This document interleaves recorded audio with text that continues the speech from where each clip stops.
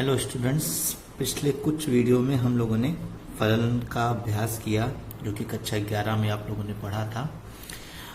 अब कक्षा 12 के फलन पर आते हैं। फलन के वो चीज़ें जो कि आपको क्लास 12 में पढ़नी है वो शुरू होता है। फलनों का एक प्रकार होता है, एक टाइप होता है, एक कैटेगरी होती है जिसको आपको कक्षा 12 में क्लास 12 में पढ़ाया जाता है। वो कैटेगरी है उसके डोमेन, कोडोमेन और रेंज पर आपस में जो संबंध होते हैं उसके आधार पर फलन के कुछ प्रकार बनाए गए हैं। उनके नाम क्या हैं और उनको पहचानेंगे आप कैसे, वो चीज़ें आप यहाँ पर सीखेंगे। तो सर्वप्रथम शुरू करते हैं। इसमें सर्वप्रथम आपको पढ़ना है आच्छादक फलन, यानी कि आच्छादी फलन भी इसको कई लोग बोलते हैं, इंग्लिश में ऑनटू या सब्जेक्टिव मैपिंग। ठीक है, फलन को आप जानते हैं प्रतिचित्रण भी कहा जाता है, प्रतिचित्रण को इंग्लिश में मैपिंग कहा जाता है। तो फलन के इस प्रकार में आपको क्या ध्यान देना होता है, ये प्रकार आप कैसे पहचानेंगे कि फलन आच्छादक है कि नहीं। तो इसके लिए बस आपको केवल इतना देखना होगा कि रेंज को डोमेन के बराबर है कि नहीं। किसी फलन में आप जानते होंगे कि इसको डोमेन कहा जाता है और इसको कोडोमेन कहा जाता है, और इस फलन के जो मान होते हैं, y के जो मान होते हैं, उनको रेंज कहा जाता है।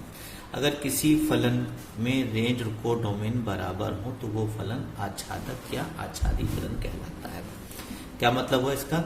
इसका मतलब हुआ कि कोडोमेन का प्रत्येक अवयव का पूर्व प्रतिबिंब होना चाहिए, यानी कि यहाँ पे जितने भी अवयव हैं इन सब का पूर्व प्रतिबिंब, यानी कि इनका संबंध डोमेन के किसी न किसी अवयव से होना चाहिए। जैसे ए का भी संबंध है, बी का भी संबंध है, इसमें अगर कोई भी अवयव छूट गया तो ये फलन आच्छादक नहीं कहलाएगा। अगर वो फलन आच्छादक नहीं होगा तो ऑटोमेटिकली वो अंतःक्षेपी हो जाएगा। इसमें आप देख सकते हैं कि कोडोमेन में एक अवयव ऐसा है जिसका कोई पूर्व प्रतिबिंब नहीं है, जैसे सी का कोई पूर्व प्रतिबिंब नहीं है, इसलिए ये अंतःक्षेपी प्रतिचित्रण कहलाएगा, इनटू मैपिंग कहलाएगा, इनटू। तो अगर कोडोमेन के सभी अवयवों के पूर्व प्रतिबिंब हो तो वो आपका कहलाता है आच्छादक, और अगर कम से कम एक अवयव ऐसा हो जिसका कोई पूर्व प्रतिबिंब ना हो, अर्थात कम से कम एक अवयव ऐसा है जिसका डोमेन से कोई संबंध ना हो, तो उसको अंतःक्षेपी बोलते हैं।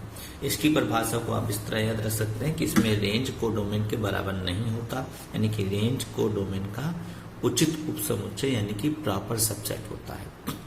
रेंज को डोमेन का उचित उपसमुच्चय यानी कि प्रॉपर सबसेट होता है।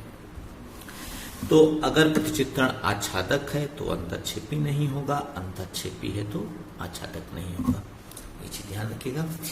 अब उसके बाद फलन का एक प्रकार आता है जिसको आप बोलते हैं एकेकी या एक एक फलन। ओके, एकेकी जिसको इंग्लिश में 1-1 या इंजेक्टिव बोलते हैं, इंग्लिश में मैपिंग, फलन या मैपिंग कुछ भी बोल सकते हैं। फलन एकेकी कब होता है? जब डोमेन के हर अवयव का प्रतिबिंब अलग अलग हो, यानी कि कोई भी दो अवयव किसी एक ही अवयव से संबंध ना बनाते हो। 1 का संबंध ए से है तो 2 का संबंध बी से है, तो हर अवयव का प्रतिबिंब क्या है, इमेज क्या है, अलग अलग है। हर अवयव का संबंध अलग अलग है, 1 का संबंध अलग है, 2 का संबंध अलग है, 3 का। तो ऐसे फलन को एकेकी बोलते हैं। यहाँ भी देख सकते हैं 1 का संबंध ए से है, 2 का संबंध बी से है, 3 का संबंध बी से है। मैंने यहाँ पे 2 फिगर बना रखे हैं इसलिए क्योंकि एकेकी फलन जो होता है ये आच्छादक भी हो सकता है और अंतःक्षेपी भी हो सकता है, इसलिए 2 चित्र बनाए गए हैं।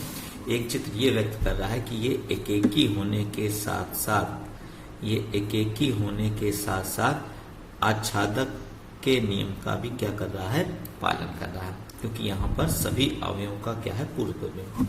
तो ऐसे फलन जो एकेकी और आच्छादक दोनों होते हैं उनको इंग्लिश में हम लोग बाइजेक्टिव भी बोलते हैं। क्या बोलते हैं? बाइजेक्टिव। ठीक है, इंग्लिश में कहा जाता है।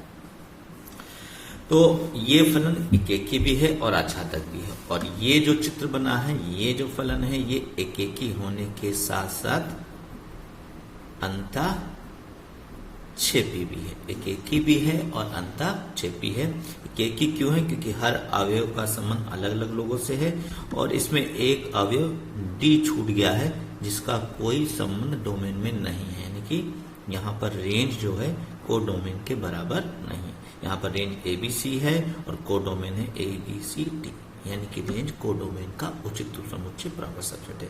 इसलिए इस प्रतिचित्रण को हम लोग बोलते हैं एकेकी अंतःक्षेपी। अब प्रतिचित्रण यानी कि फलन का एक विशेष प्रकार आता है, वो है जो एकेकी न हो, अर्थात जो एकेकी नहीं होगा तो उसका नाम रखा गया है मैनी वन, यानी कि बहु एक। जाहिर सी बात है, जो एकेकी नहीं होगा ऑटोमेटिकली होगा। एकेकी कौन नहीं होगा? ऐसे फलन, ऐसे प्रतिचित्रण जिनमें डोमेन के कम से कम दो अवयवों के संबंध सेम अवयव से होते हैं। अब ये भी अपना आच्छादक हो सकता है, अंतःक्षेपी हो सकता है। अगर आप चित्र के माध्यम से इसको समझना चाहें तो मैं एक चित्र बनाकर आपको यहाँ पर शो कर रहा हूं, देखिएगा।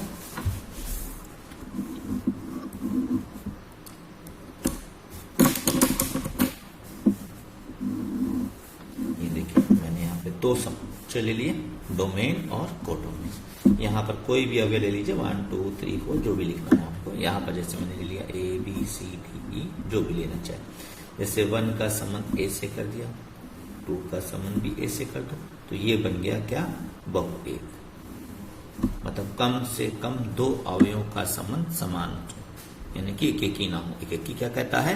हर अवयव का संबंध अलग अलग हो, हर अवयव का प्रतिबिंब अलग अलग हो। ये कहता है कम से कम दो अवयवों का प्रतिबिंब समान हो, यानी कि जो एकेकी ना हो। तो कम से कम दो अवयव 1 और 2 का प्रतिबिंब समान है, इस वजह से ये क्या है? बहु एक है। यहाँ पर दो अवयव ऐसे हैं जो छूट गए हैं, जिनका कोई पूर्व प्रतिबिंब नहीं बना है, इसलिए ये अंतःक्षेपी है। ये क्या है? अंतःक्षेपी। तो एक चित्र और बनाते हैं, 1 2 3 जैसे छोटा सा बना देते हैं। AB, चलिए 1 का संबंध भी A से, 2 का संबंध भी A से, 3 का संबंध B से। अब ये देखिए, दो अवयव का प्रतिबिंब समान है, तो ये बहु एक है। और चूंकि इसमें कोई भी अवयव ऐसा नहीं है जिसका कोई पूर्व प्रतिबिंब ना हो, सभी अवयवों के पूर्व प्रतिबिंब है, इसलिए ये बहु एक होने के साथ साथ आच्छादक भी है। ये बहु एक आच्छादक है, ये बहु एक प्लस अंतःक्षेपी भी है, इसके अंदर दोनों को है। तो इस तरह से ये आपके प्रतिचित्रण के प्रकार वैसे बोले जाते हैं इनको। प्रतिचित्रण भी प्रकार का फलन होता है। तो फलन या प्रतिचित्रण के 4 ये विशेष प्रकार हैं जो आपको ध्यान रखने हैं। इस पर एक क्वेश्चन आपको एग्जाम में अक्सर ही प्राप्त हो जाएगा, बोर्ड एग्जाम में आपको बहुत ही इंपॉर्टेंट है। तो सबकी परिभाषाएं याद कर लीजिएगा। अब इसके आधार पर क्वेश्चन कैसे लगाएंगे ये मैं आपको नेक्स्ट वीडियो में बताऊंगा। Thank you.